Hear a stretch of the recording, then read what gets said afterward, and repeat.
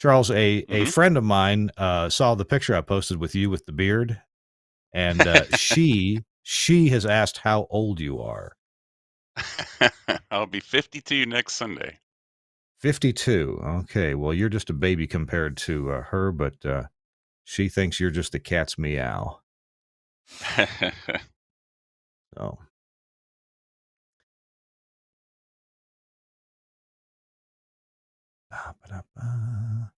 there it is. Okay. Hey, everybody on the interwebs. Glad you're here.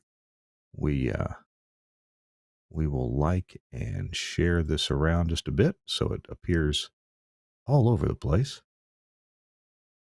Okay.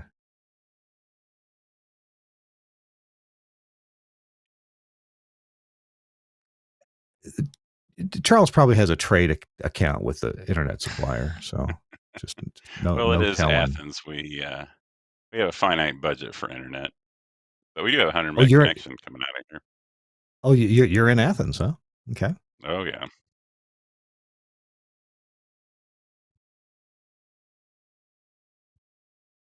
And we'll share this over to the broadcasting club. Everybody there loves That you. beacon looks familiar. It should. That's right. I tell the story pretty frequently about that. Tagging you in the broadcasting club.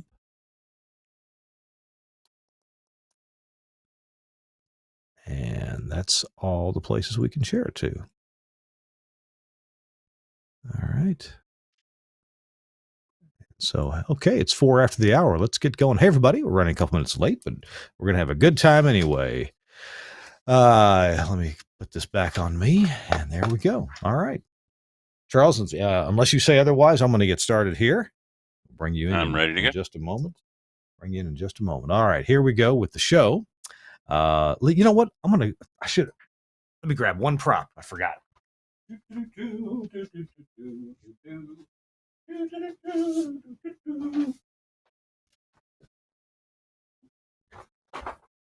All righty. We'll add that later on in the show. All right, here we go with This Week in Radio Tech, episode number 611. And we'll start the show in 3, 2. Hey, welcome into This Week in Radio Tech, the show where we talk about everything from the microphone to that light bulb right there at the top of the tower. And on today's show, the dude that gave me that light bulb from the top of the tower is our guest. Today's show is called something like The World's Tallest Remote Boy with, and I hate calling him boy. That just doesn't seem right, but he calls himself that. Ladies and gentlemen, I'm Kirk. I'm in the Telos Alliance studio, Nashville, Tennessee. You know me. Chris Tarr says he's going to try to make it, but I don't know. He's on the road right now, may or may not make it to a studio. But the man who did make it to his studio is here. That's Charles Kinney. Charles, good to see you. Welcome in. Hey there. Thank you so much for having me on. Got a little bit of a video connection challenge, but kind of goes along with our theme of the joys of doing remotes. You are out somewhere, but you are at a studio, right? I am in Athens, but compared to my usual office in Atlanta, Athens is a little more remote and a little less equipped. So, Hey, Charles, you being from Georgia, I'm sure you've been out in the sticks. You've been out at transmitter sites that are way out. I heard a man tell something really funny a couple weeks ago. In fact, it was Ray Stevens told this joke. Ray Stevens, the streak, that guy. oh my gosh, yes. Yeah, because he grew up in Georgia, just like you. Oh yeah. And but down in South Georgia, and he said we lived so far out that you had to go towards town to go hunting. That was I pretty have a few good. tower sites like that. I bet you got to go towards town to go hunting. All right, so Charles Kinney is here with us, and Charles, tell me a little bit about what you do. You've got a pretty interesting and I think desirable job in the industry. I know day to day when you're fighting the battles, it may not always seem that way. But tell me what you do in Atlanta. No, I've had a really fantastic career. I've been the director of engineering for the Cox radio stations in Atlanta and Athens now for 23 years. Probably the biggest set of call letters would be WSB, AM, and FM. And to be associated with a station that just turned 100 years old has really, really been just amazing, and it's been a great ride. So I've I've learned a lot. I've gotten to participate in a lot of great projects over the years, and I'm really proud to be here. Well, and you're gonna the topic of the show is about remotes, and of course, what was an easy decision was to say, hey, Charles posts in social media every week, sometimes a couple times a week, about setting up a remote broadcast. Typically, when you post these things on Facebook, are you typically doing a remote for WSB or one of your other stations at Cox Media Group? Usually, I only do the remotes for WSB specifically because they're so complicated, or morning show remotes, or we have some stuff with the Georgia Radio Network that I have to do, which involves me coming to Athens and doing stuff. It's it's not that I'm such a fan of doing remotes. It's unfortunately kind of a sign of the times these days. You have less staff, less budget, and I don't get paid overtime. So, Oh no. so here Well, I am. they've got you setting them up, and at least they know one thing for sure: they're going to get set up right. If it can be done, it'll get done. And what we're going to talk one thing we're going to talk about today is some of the remote broadcasting techniques that people use these days, as opposed to when I was young and handsome and on the radio. We almost always used the Marty transmitter. So we're going to talk about remote technologies and techniques coming up on today's show. Charles, I got to take a break real quick. We're going to talk about our friends at Nautel. Nautel, as they've been doing so often throughout the pandemic. And now that, yes, I know President Biden says it's over, the pandemic's over. And yeah, there's still people sick here and there, but there's always going to be that. But as a pandemic kind of over with. I was in a doctor's office literally yesterday, and they said you don't have to wear a mask anymore at their doctor's office. So that was, I guess, encouraging for most folks. And of course, you still could if you wanted to. But back to Nautel, they're doing their Transmission Talk Tuesdays, and coming up indeed on this coming Tuesday. I believe it's the 27th. Jeff Welton is going to be welcoming Nautel's very own Charles Drillen to the Transmission Talk Tuesday. Charlie is the longtime plant manager of Nautel in Maine, in the U.S., in the state of Maine. He's responsible for overseeing the production of many of the Nautel transmitters installed around the world today. Charlie's going to provide a little history of Nautel, Maine, and provide some insight into the overall capabilities of their Bangor, Maine plant and the wonderful, awesome work that comes out of that location. They're going to meet some of the folks on the front lines that you may have heard of or heard on the phone, but never get a chance to see. Don't miss this very special and valuable episode. It is coming up on Tuesday, the 27th of September. You can go register right now. Go to nautel.com/webinars and then click on the Transmission Talk Tuesday icon and words, and you can be taken right there. You can just type your name and email address in, and they will remind you that the webinar is coming up. And I keep saying webinars, it's a Transmission Talk Tuesday roundtable discussion. And that means that you, if you want to, you get to participate. You can ask questions and get the answers right there. So, Nautel is an international company. They started out in Canada and in Nova Scotia, and then they have the plant in Bangor, Maine as well. So I'm curious to find out, how they divide the work among two different places. So find that out at nautel.com/webinars. Thanks, Nautel, for sponsoring This Week in Radio Tech. Hey, we're going to jump into it here with Charles Kinney and talk about remotes. Charles, what were remotes like when you started out in the business many, many years ago? And I believe, if I'm not mistaken, Charles, was your father involved as an engineer in radio as well? He definitely was. While all the other little kids were changing the oil in the car with their dads, my dad would say, "Come on, son, we're going to change the tube in the transmitter," which we did. Uh, but yeah, there's pictures of me. I should have tried to dig some of those up, schlepping Marty transmitters and bolting on the antenna to the mast that was on the van. Because back in the '70s, we couldn't afford pneumatic masts in Panama City, so uh, I've had a lot of experience with Marty, and it's really a shame that that product kind of never developed to its full potential in a digital world.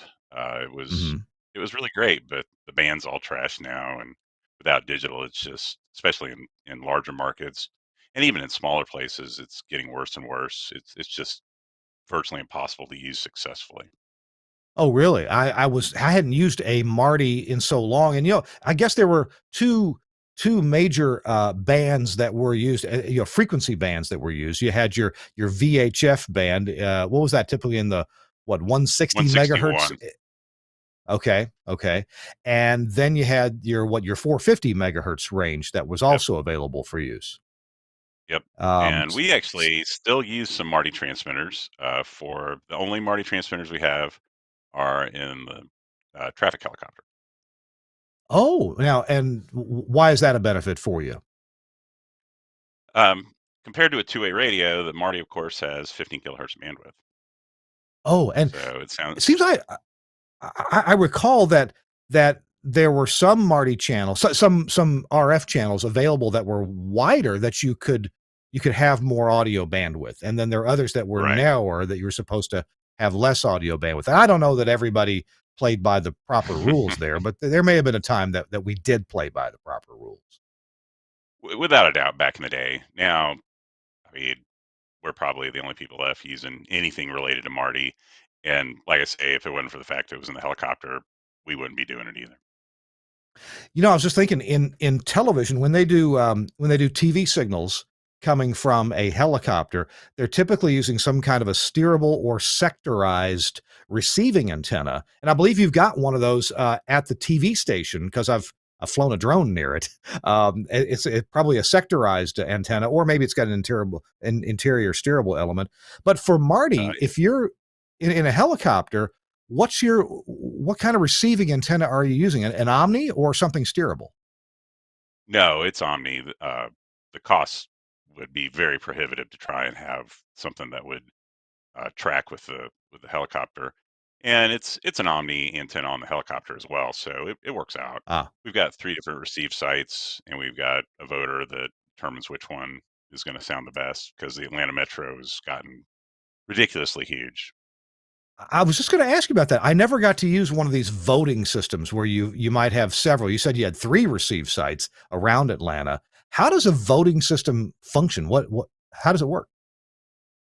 It uh, so literally we're using phone lines. We actually need to upgrade that to IP. But right now, it's just a data circuit, RS-45, and it looks at the signal level and the signal noise ratio on each receiver, and then it has a vote, and whoever's the best gets routed through.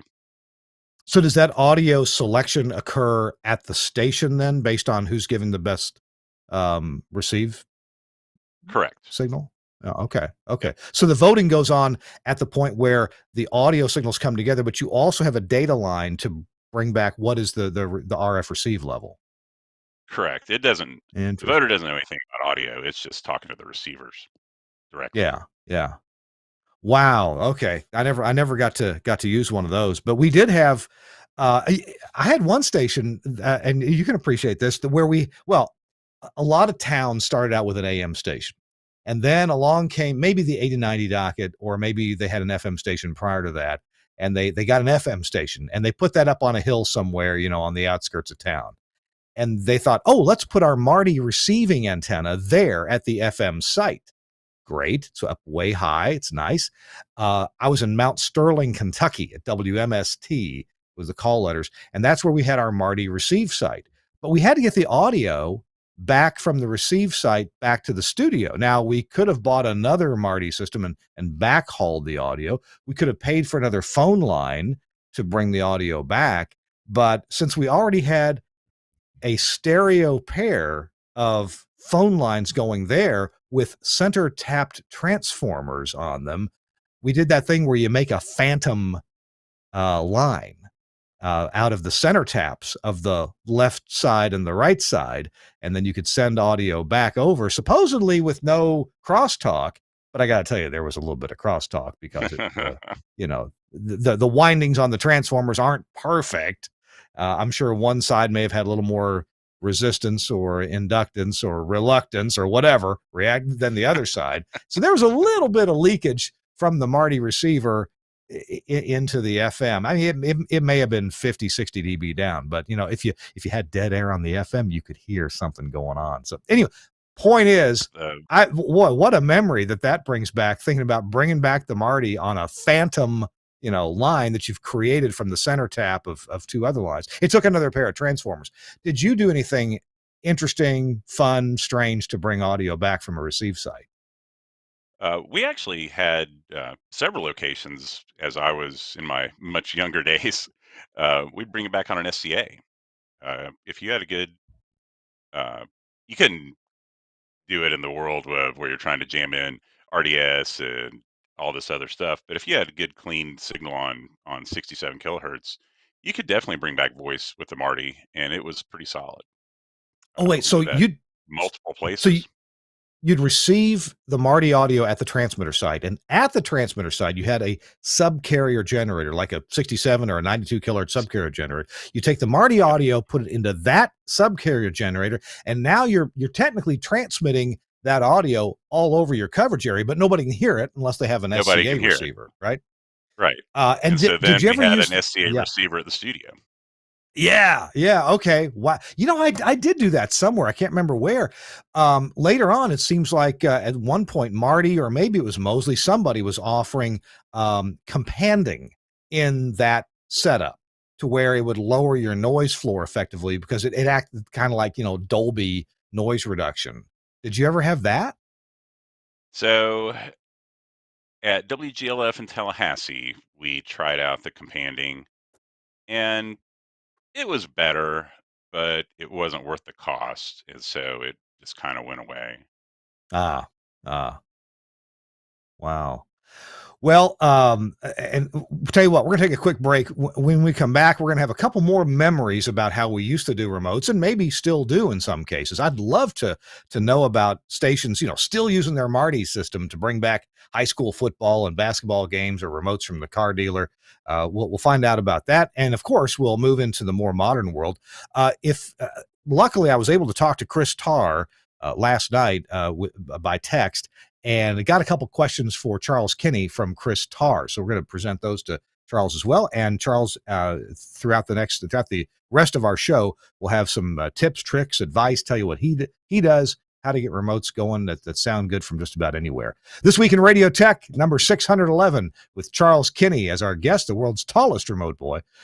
We'll be right back after this great word from Broadcast Bionics. Welcome to the Bionic Studio. The Bionic Studio brings all audience interaction to the fingertips of a production team in radio, TV, and podcast. Our workflow-led system is working 24/7 around the world for small broadcasters and national and international networks. Our telephony module, Bionic Talk Show, allows cost-effective centralization, remote operation, scalability, and resilience across an entire network of stations, but at the same time is used in single-studio self-op environments. Social media curation and activity is now considered a broadcast-critical part of programming. Bionic Social means the studio isn't overwhelmed with a wall of interaction from an ever-growing number of social platforms. We combine SMS, MMS, and email together with a speech-to-text service for listeners using smart speakers. We enable studio teams to curate, filter, and display all platforms in one place, and post text, images, and video content to multiple platforms in one operation.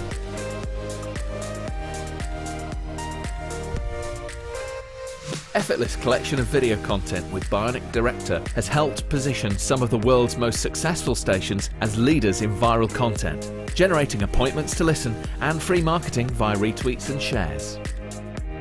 Bionic Contest enables end-to-end tracking of on-air competitions, live reads, and prizes. These could be on-air contests, automated SMS entry, or online.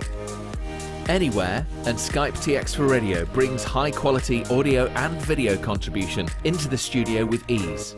No need for dedicated PCs to run different applications. Everything is controlled within the Bionic Studio UI, and incoming connections are visible to users along with all other platforms. Our codec integration enables connection, algorithm configuration, and directory to a wide range of IP and ISDN codecs. The Bionic Studio, a unique suite of products designed to enable your talent to work smarter. And hey, that all works great on remote too. That's right. Your talent can be on remote, like Charles and I are talking about, and still have access to all the social media interactions that the Bionic Studio provides you. Talk show, social, director, and contest, plenty from bionics.co.uk. Check them out if you would. They're a great sponsor and really clever people. We're gonna have Dan McQuillan back sometime. I hope before the end of the year to talk about some amazing virtualized technologies that they showed at NAB and they showed again at IBC. So they are on top of things. Hey, it's Kirk Harnack here in the Nashville studio, the Telos Alliance studio this week in Radio Tech. Charles Kinney is with us. Charles, what town were you off in today? I'm sorry, I forgot. Augusta? Beautiful, scenic Athens, Georgia, home of the Oh, Bulldogs. Athens. I'm sorry. Yes. Okay. All right.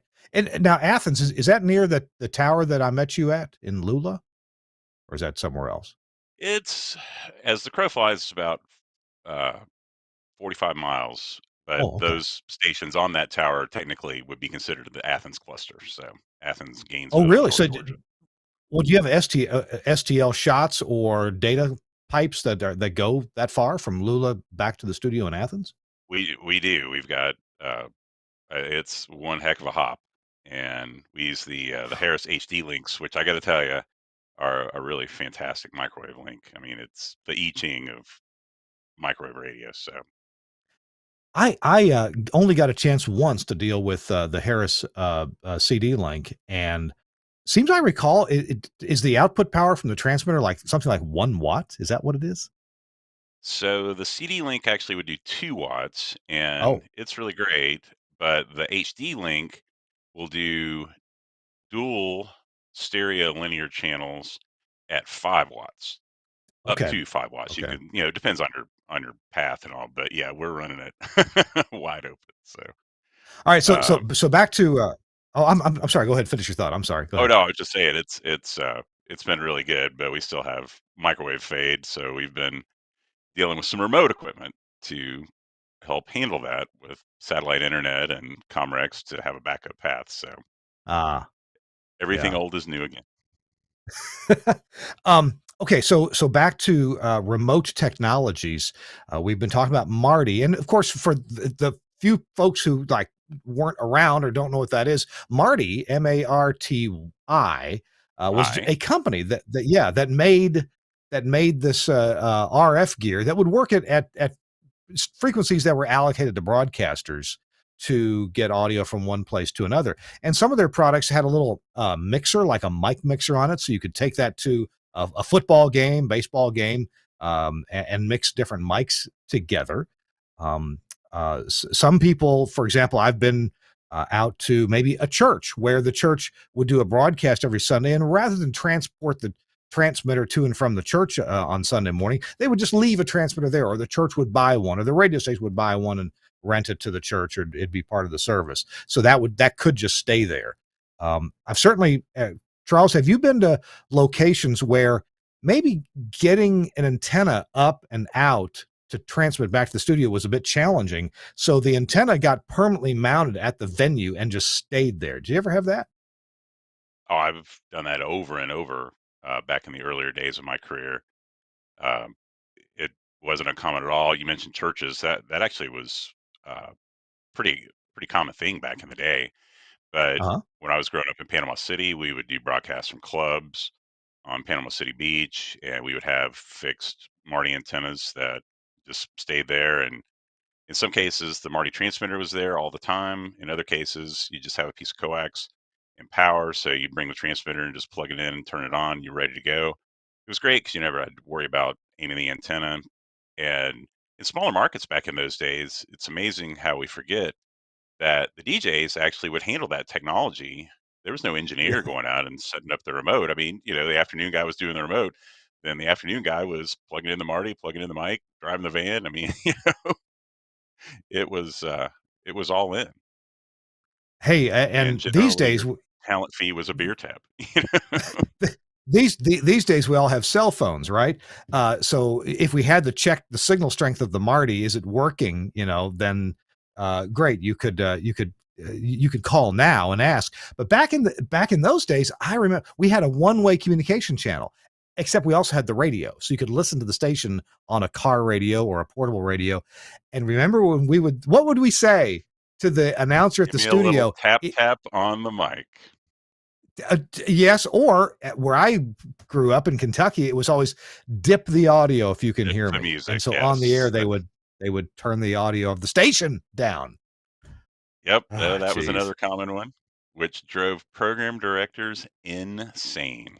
Sure. Um yeah, one more thing to cover before we get into today's technology. I never had to deal with this, but I'm guessing you probably did, and that is when you had a profanity delay on the main station, on the station's main audio.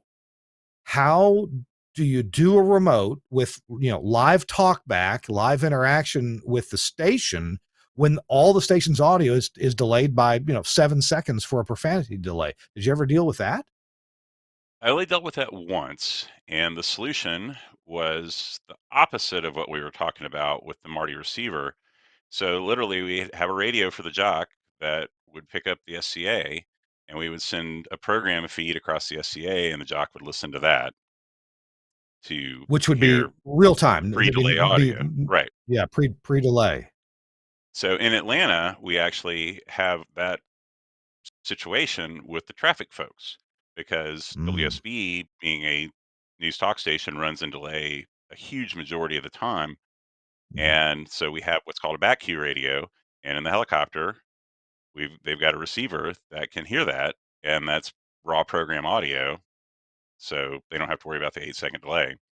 And we don't have to worry about the board ops trying to constantly ramp in and out so that every time there's news and traffic, they uh, have no delay.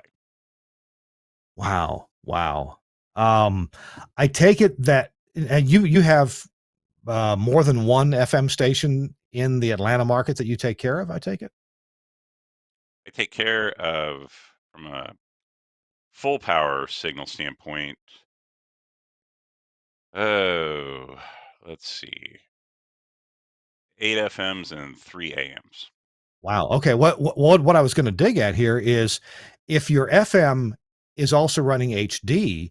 Correct me if I'm wrong. Doesn't that cuts out any possibility of an analog subcarrier at like 67 kilohertz? How would you possibly get backhaul pre-delay backhaul audio when if your station is running HD channels? So to be fair, when we first went HD back in 2003, we were on clearly the bleeding edge, and we did Yeah. use a 92 kilohertz subcarrier to backhaul pre-delay audio. It was kind of an exercise in futility, Mm. and we've come a long way since then. But yes, it was a huge challenge. Huge challenge. I have heard of stations. A friend of mine used to engineer in Chicago, and he said they basically used a Marty channel in reverse. And there was they transmitted from the studio, and that was their pre-delay audio. And you'd have a dedicated receiver, whatever it was, 161 or 450 megahertz, to hear the pre-delay audio. They were transmitting that over a Marty, a second Marty. And that's exactly what we do with traffic. So helicopter, Oh, and we actually have okay. traffic people out in the field as well. That's the same exact thing. Gotcha. Well, let's crank forward here. It seems like you alluded earlier in our conversation here to hey, Marty should have kind of kept up and gone digital, and it seems like, am I wrong? Was there a short-lived digital, not Marty brand? Maybe it may have been. I want to say I don't know what brand it was. Maybe Bernie Wise at Energyonics actually brought this out. I seem to recall him having some kind of a digital compressed like MP3 remote pickup system. Did you remember? Do you remember that? It it it does seem like somebody talked about having that, Uh-huh. and I think it was kind of a bolt-on thing for an actual Marty, Oh, but I never saw one that worked. yeah, yeah. So that it was it, kind of like Leonard Cohen. He had great ideas, but I never saw one that worked. there you go. All right. So then we moved into the dial-up era. And by the way, we've skipped the whole telephone thing. I realize that. A lot of folks did remotes by telephone. They'd unscrew the receiver, they'd take the output of a Shure mixer, alligator clip it to the clip leads in the telephone handset, and go that way. I get that. Is there anything unusual you want to mention about that? And then back in the studio, of course, they would just use their telephone hybrid or a QKT coupler to get the audio off the phone line and into the audio console. Well, I mean, the single line stuff probably has been beaten to death by everybody in the world, but there actually was some pretty good technology by Comrex, and Gentner had it as well, with the frequency extenders that would particularly do uh, multi-line. And Comrex was really cool with the 3-line frequency extender. I mean, I remember doing the first remote I ever did at Disney back in, I don't know, 1990, and we had those, and the audio quality was amazingly good. Yeah. Yeah. Uh, the first thing that I remember was the single line extender, where remember audio over a phone line, a fully filtered phone line. You're missing the bass about 300 hertz and down. You're missing, and that takes away a lot of the naturalness of audio when you filter it like that. So Comrex would actually take your audio and shift your audio up so that your bass notes, 100 hertz, 150 hertz, 200 hertz, those would get shifted up, would pass through the phone system. Yes, you'd lose some off the top end, but it was a fraction of an octave, whereas the bottom end, it might be an octave or more. Shove that through at the other end, you'd shift the audio back down, and you'd end up with audio that had nice bass over the phone line. Now, yes, you'd cut off the high end a little bit in doing that, but again, octave wise, which is how we perceive this, wasn't that big a deal. And that was a purely analog system. And then they had the 2-line system, which would take the audio from your mixer, divide it into 2 sets. One of them shift up a little bit, the other one shift down a lot to fit that through 2 different phone lines. At the other end, do the opposite, and you'd end up with close to 5 kilohertz of audio, and that sounded kind of nice. And now you just mentioned the 3-line. I saw one from Gentner. Did I ever tell you the story about getting the demo at the NAB show in Atlanta? What, that year that the NAB was in Atlanta? No. Oh, well, you remember a guy named Dave Pedersen worked for Gentner, and he was showing the 3-line Gentner frequency extender, showing that off to a couple of farm broadcasters from Iowa. And one of them was wearing coveralls and the other one was wearing overalls. And if you know the difference, then you're probably a farm broadcaster too. And so Dave Pedersen gave the demo, and these 2 guys, man, their eyes were lighting up. I know they were thinking, hey, we could do the hog belly reports, and have it sound good. And Dave walked off, and these 2 guys turned to each other. And I've used this story a million times. One of them says to the other, he says, this here digital's the coming thing. that had to be back in, I don't know, 92, 91, 92, when I saw, well, whatever year that the NAB went to Atlanta. You remember what year that was? Maybe 93? That may have been 90. 90 could have been. It was a long time ago. My former employee Robert Benjamin was with me on that trip, and we stayed at some seedy motel in a very poorly chosen location in Atlanta. But MARTA was right there, so we could easily get downtown, to the Well, MARTA convention. is generally near poorly chosen locations in Atlanta. Yeah. Well, we were taking our lives in our hands. We could have bought anything we wanted to out in the parking lot of that hotel. I'm telling you right now, it was for sale right out there at the Motel 6. It was something else. Okay. Now, so let's crank it into fast forward into then we had POTS dial-up digital remote systems. Certainly Comrex had one. Actually, Telos Alliance had one. But what was your experience with those things? That you'd hook to an ordinary POTS line, but modems would squawk at each other and get some data through there. What was that like? So there were a lot of versions of that. mostly with Comrex. They seem to really, really have put the effort in to get it down. But the Comrex hotline was good, and it was an amazing first step. Then they came out with the Vector, and by the time they got to the Matrix, which was the final POTS codec for Comrex, they really had it down. And the Comrex Matrix, which we actually still use a couple of in Atlanta at WSB, uh, one's for our Capital Bureau, where we have problems getting internet, and there's one somewhere else that I can't remember off the top of my head, but they are still rock solid and just work fantastic if you can get a good solid POTS line. And I think that's it. I recall, at my small stations in Mississippi, we bought a set for the sports department, and at some stadiums they worked fine, and others they didn't. The ones that they didn't work fine, we tended to find out, well, those are places where the POTS line provided by the college or the university was simply an extension off of their PBX. And those tended to not work as well. But if it was a real Right. POTS line from the telco, that would work okay. Do you know why that was? Because it would squash the bandwidth. So theoretically, from the telco, you're supposed to get 3 kilohertz, and you would get at least 3 kilohertz. The telco, if you had a real analog POTS line, it would uh, generally exceed that, and so you could get the right amount of bandwidth to make the codecs work, because they were just essentially sending. It was a modem. I mean, that was all it was. Yeah. It was, I think at the end the matrix was 28.8. I don't think maybe they got to 56K, but anyway, it was just a modem.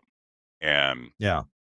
if you were coming off the PBX, especially once people started bringing in PRIs, the channels were so limited, you couldn't push enough bandwidth across that to get out to the Bell Systems network. Once you got to their network, no problem. But Yeah. to get to the network, it would narrowband it and it wouldn't work. And I think another factor there may have been, if you could, if the only, well, besides the modem that you were using within the Comrex vector or hotline or whatever, if the only codec in the system was the Bell Systems G.711 codec, which is a reasonably clean affair considering what's going on, and it would get you to 64. Well, it would use 64 kilobits.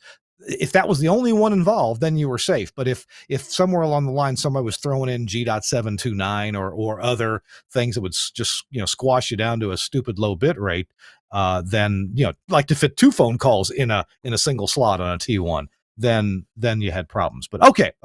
I'm glad that era passed us by pretty quickly. Interesting that you're still using some there in Atlanta for a news bureau. But if you got some nailed up stuff, that doesn't change, I guess you're okay. But take one out on the road, and yeah, you had Oh problems then a lot of times, no. and yeah, bad.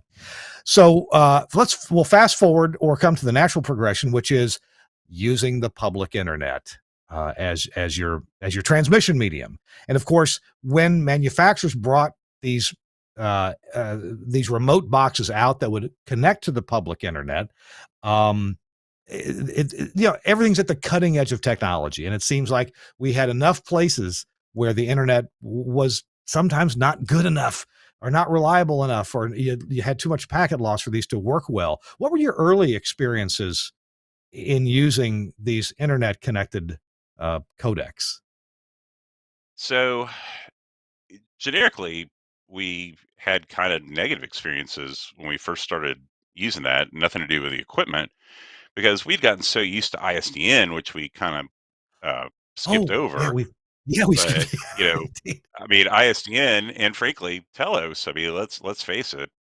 Uh, by the end, when you have the Zephyr Extreme, I mean that was the I Ching of ISDN, and I wish I could still get ISDN to this day and use my codecs. But of course, the phone company in the world have moved on. But the catch was we needed something that was as good as ISDN that could work with the internet.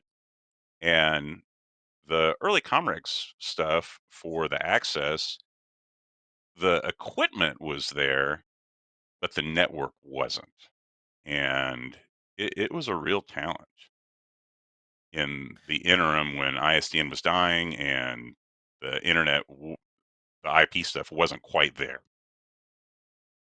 Yeah, and I'm glad you brought up ISDN. Shame on me for forgetting that. That's one thing that made Telos famous was, a guy like Steve Church, the first to put MP3 into an ISDN codec, and then the first to integrate the NT1 adapter into the Zephyr itself.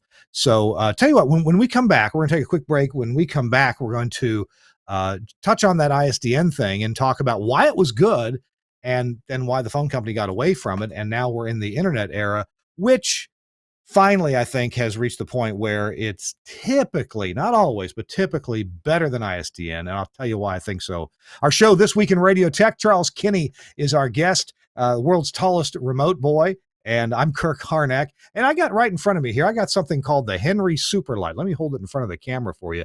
The Henry Superlight LED Tally Light Controller. Now, if you've built some studios, and I'll bet Charles has, you've used the Henry Super Relay. And we've been using those for years to integrate, the small contacts on our audio console for turning on a tally light. When you turn the mic on, you want to do a couple things. You want the speakers to mute, and broadcast consoles do that naturally, typically. But a console like a little Mackie console or a Behringer won't do that for you. But they'll also give you a contact closure to go light up a tally light. And typically those lights, were 110 volt lights. And the Super Relay easily lets you do that safely too. It even had a plug-in, a regular outlet for the tally light. So you didn't have to, have bare wires or anything like that. Well, the Super Light is for the new era of tally lights, whether it's a light over the door to warn people not to come in or next to the door, or lights that are on the mic stands like they have so many of these days. Well, the Henry Super Light can help you get that done in a really meaningful way. It still can give you that flashing light if you want. There's a jumper setting inside, let you set it for flashing. There is the two different Phoenix connectors on here. One of them is for the control of this thing to turn it on or off. And you've got some options there. If your logic is normally high or normally low, whatever, you can adjust it to accommodate the logic that your audio console is giving you. And then you've got the relay outputs over on the right-hand side there, the normally closed, the normally open, and the center of that relay. And what that lets you do things like, let's say you run your speakers through here. Let's say you have a console that doesn't mute your speakers for you. Well, just run it through the normally closed contact. And that way, when this thing is de-energized, your speakers work. But when you turn the mic on and you energize the Henry Superlight, well, it opens that relay, opens that connection. It's no longer closed, and your speakers will mute. How about that?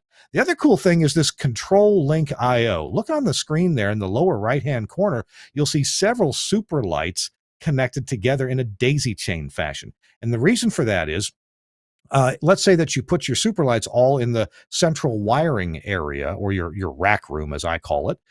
You can address each one individually. There's little jumpers inside that let you set the address 1, 2, 3, or 4 for each of these. And then you can send a Cat5 cable between them, and then also send a Cat5 cable over to, let's say you have one of those GPIO devices, from Axia, or from Wheatstone or Lavo. You can get your contact closures for your different stations there.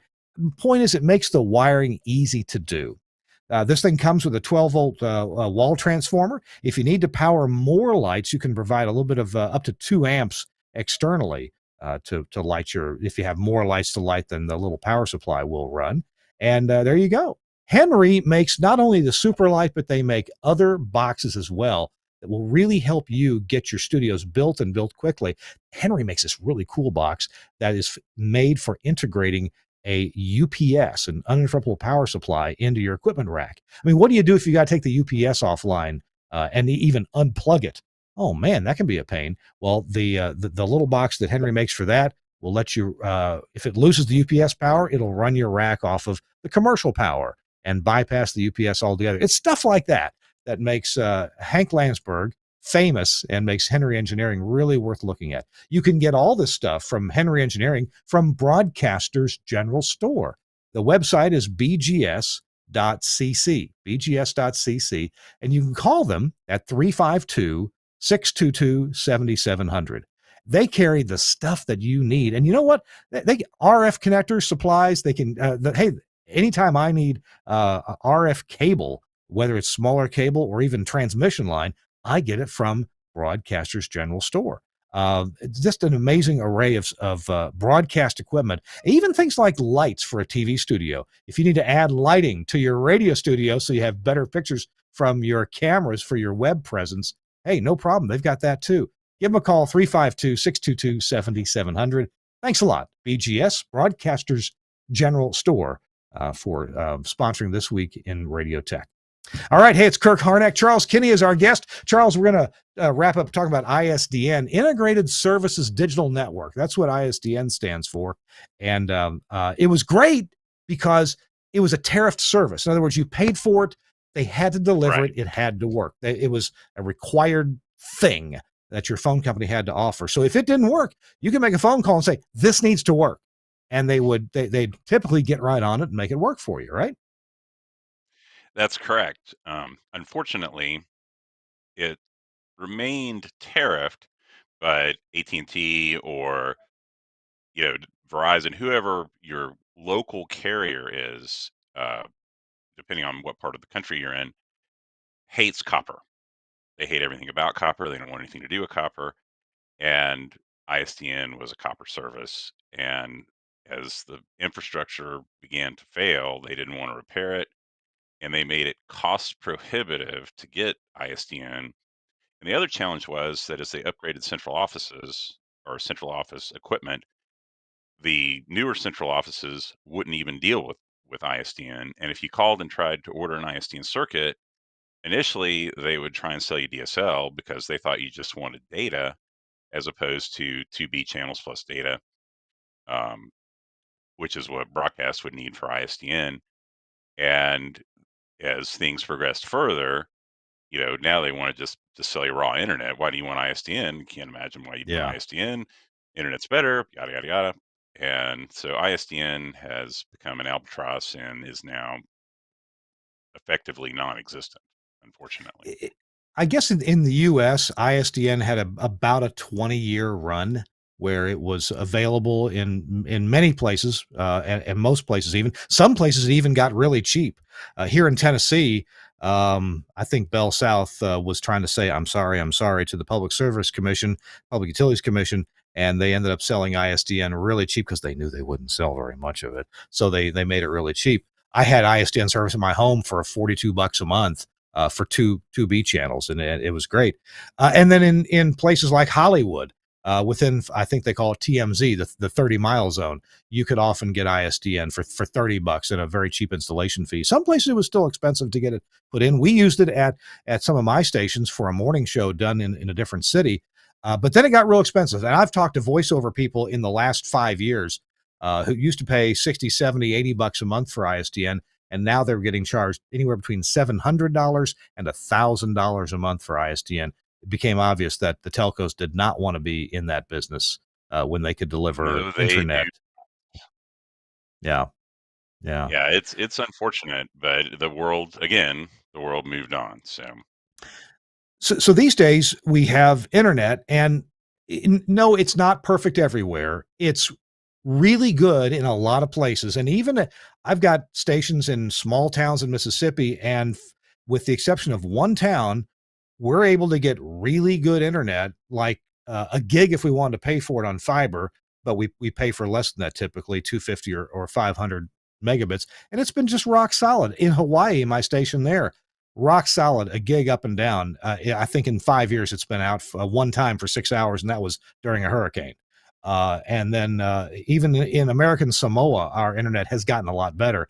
So I'm not surprised. I mean, I'm not scared about our remote broadcast moving, all moving to internet, not having anything else available or not much else available. And even wireless, even 5G with products like Max Connect being 4G, but prioritized. and doing things over 5G. I'll shut up now. Tell me, Charles, what have been some of your good experiences or maybe bad experiences using either wired, Wi-Fi, or wireless when you go out and do remotes? What are your feelings about these technologies? So generally, when we go out we in Atlanta are kind of a Comrex house, but Tyline makes an outstanding product as well. And unless we can get a hardwired circuit dropped in, then we'll use our own, uh, the hockey pucks from AT&T or Verizon. And one of the nice things that Comrex has is they will let you bond the two so that it can, if one drops or is having issues, it will automatically switch to the other. It's kind of clunky making that happen, but it's a uh, pretty cool feature to have. And I'm sure Tyline has something similar. I just don't have as much experience with that product. Um, but Max Connect's a big deal. And the reason something like that is a big deal, and I've seen this over and over again, is let's say you're going to do a remote at, you know, the football stadium on Sunday, and you go out on Tuesday to test it out, and you have your AT&T or Verizon or T-Mobile, hockey puck, and you plug it in. You got 5 bars, and you connect to the station, and you talk to them, and they say, "Oh yeah, we hear you great. Everything sounds good." And you go home and you feel great. And then you come out Sunday, and there's 80,000 people, and the cellular network is now crushed. And all of a sudden, you may have 5 bars, but you can't connect to the network. And so Yeah. that's where a product like Max Connect is a big deal for broadcast. It gets the priority on the network, and that is a big deal. Um, the TV folks, and I don't want to delve into the TV thing, but most of what they use now compared to the live trucks of olden days is there's a couple of products. One's called TVU and one's called LiveU, and it's literally a bag with a box in it that has anywhere from 6 to 10 cellular uh, cards in it from various carriers, and it Yeah. spreads the data across all of them, which is pretty amazing. And I think as we go forward, there will probably be, to a very, very small degree, some of that in radio broadcast products, remote products. So on the one hand, there's internet at our studios, and hey, I've just like you, I've been through studios that DSL is all we could get. In fact, there's one studio I still have in Indianola, Mississippi, and DSL is all we can get there in terms of a wired service, and it comes in on the top 2 wires of a barbed wire fence. It's really bad. I jest, but not by much. I mean, our upload speed literally is on the order of 70 kilobits per second. That's our upload speed there. Download might be a meg. Um, uh, and other places we've had cable, which has been terribly inconsistent. First drop of rain, it doesn't work anymore. Got to wait till the rain goes away. But at places where we've been able to get fiber, that's absolutely been fantastic so far. Um, at my station that has the really bad DSL, I checked with T-Mobile, and Verizon may have the same thing. This wireless at home using 5G, and T-Mobile looked at the map, and even though we're in the kind of the middle of nowhere, Mississippi, they said we actually have a 5G tower right there, and the coverage is excellent. So I'm going to go take a T-Mobile 5G box and go there and give that a try. Okay, that's the studio. When you go out on remote, whether it's a stadium or a car dealer or a parade or whatever the remote might be, that's where you have a lot more variables involved. There's lots of techniques. You know the late Chris Tobin, who used to co-host this show. He wouldn't trust the Wi-Fi in a restaurant. He'd go to their router and he would put his own little Ubiquiti hotspot there and another Ubiquiti receiver at the table he was sitting at, right? And have a pretty assured connection right there. What are some of the things that you found in the field? And I know we talked about the Max Connect. and little hockey pucks. Have you found anything else that's been challenging or like, wow, this really worked out well? Or have you been to Never, sites? Yeah, go ahead. yeah, never ever trust public Wi-Fi. It Yeah. will bite you every single time. If you go to a restaurant, they say they've got Wi-Fi, it will burn you every single time. Um, Yep. Yeah. because all they're going to do is put you on the guest Wi-Fi that all of their customers are using, especially if you're Yeah. in a situation like a sports bar or something. That's the absolute worst case scenario. And everybody's trying to stream the replay of the game and the touchdown that just happened. And meanwhile, you can't broadcast. Never ever trust public Wi-Fi. So what words do you like to hear? If, like, let's say you've got to go set up a remote in a couple weeks, you talk to the venue. What makes you happy? What makes you go, yeah, I have some confidence here. I'll bring my backup just in case, but I think this is going to work well. Anything they tell you that makes you feel good? Anytime you can get a wired connection outside the firewall, Mhm. you're golden. Every Yeah. time you'll be golden. Not always possible, but it's every time you do a remote, whether it's a restaurant, a uh, home show, or I mean, what pick your location. If you can get a wired connection that's outside the firewall, you'll be golden every time. Yeah. Yeah. Good to hear. I know earlier this year, I went to a venue, a big hotel, a major hotel in Dallas, and I had to make a VoIP system work in support of the national, basically a shareholders meeting of a pretty big national company. And they hired me to provide telephony services for their webcast. And we told the hotel IT department what we needed. Of course, we got there and they put us basically on a wired version of their guest Wi-Fi. And no, it wasn't any good. So we did talk. They had the Never IT ever. people there. Yeah, I know. We talked to IT people there, told them exactly what we were doing, what we needed in person, face to face. And they said, "Oh, okay, we can make that happen for you." And within 30 minutes, they came back and said, here's your IP address. Here's the gateway. Here's your subnet. Here's your DNS. Give that a try. We did. Fabulous. Worked great the whole weekend. No problem whatsoever. So I found that, well, not always, but if you can go talk to the people who can actually make it happen and assure you that it is happening, that's so much better than depending on, and not putting salespeople down, but putting down somebody who just gives you the road answer. Oh yeah, we have guest stuff. It's going to work fine. No. Never ever. Never trust guest Wi-Fi. From your remotes, Charles, do you guys do any video or is it audio only from your remote sites? It's very rare when we do video. We do on occasion, but that's much more complex and involves the digital team uh, on multiple levels. So it's got to be a pretty big deal. We do some digital or some video rather. Recently, we did a big event called Carathon where we raised over $1.8 million for Children's Healthcare of Atlanta.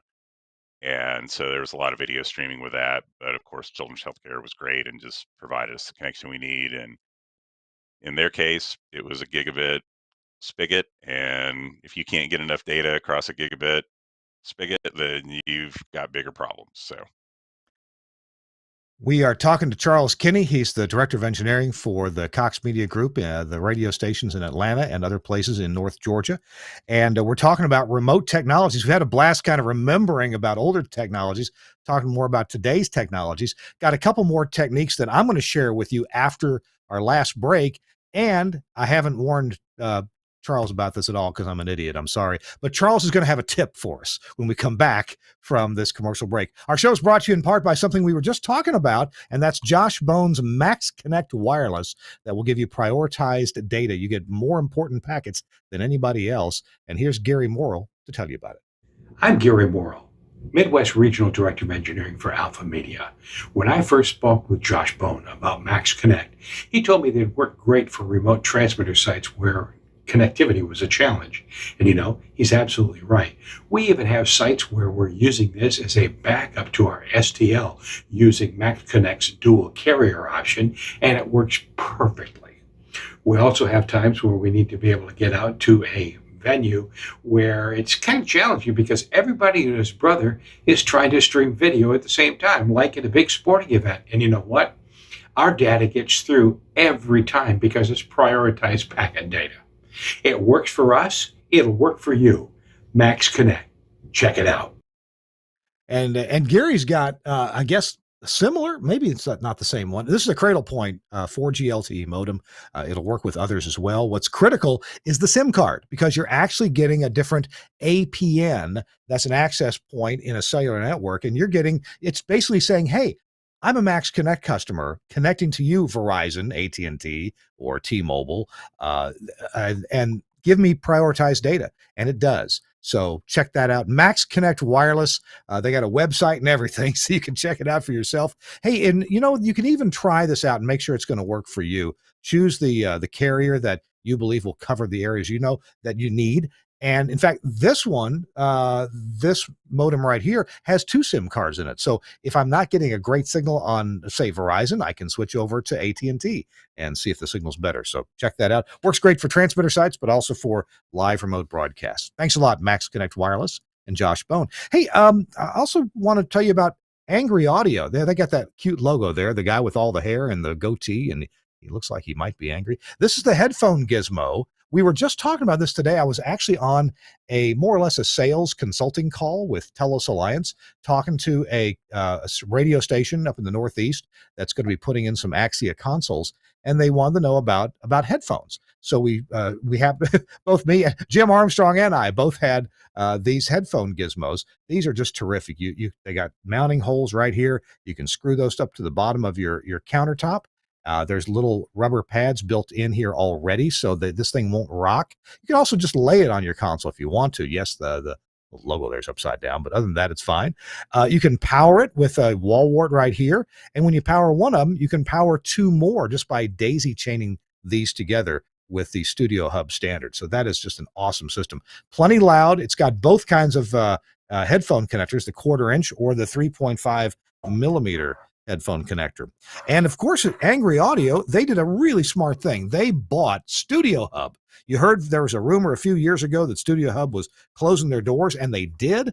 But Angry Audio snapped it right up, kept the production going.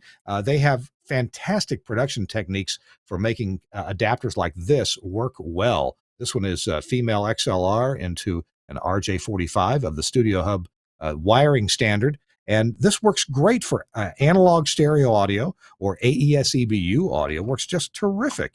And with that experience in mind, Angry Audio has come out with things like the headphone disconnector. So here's a headphone disconnector. You get a female and a male 1/4" tip ring sleeve.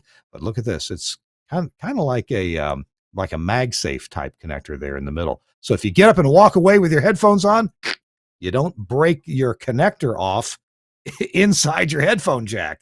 I just had to repair one of those about a month ago. So check that out from Angry Audio. Really amazing stuff. Good stuff. Thank you, Angry Audio, for sponsoring This Week in Radio Tech. It's angryaudio.com. Okay. What was I going to talk about? Charles, do you remember what I said I was going to talk about before we left for commercial? Let me get a tip from you. And Chris Tarr. I talked to Chris Tarr earlier and said, okay, what should I talk to or ask Charles about? I said, Chris, what are you doing for remotes yourself these days? He says, well, most of our remotes, we send out a small mixer like a Mackie mixer, something small, inexpensive. If they tear it up, I'm not too worried about it. We'll buy another one. And we get the kind that has, the USB audio codec or sound card, if you will.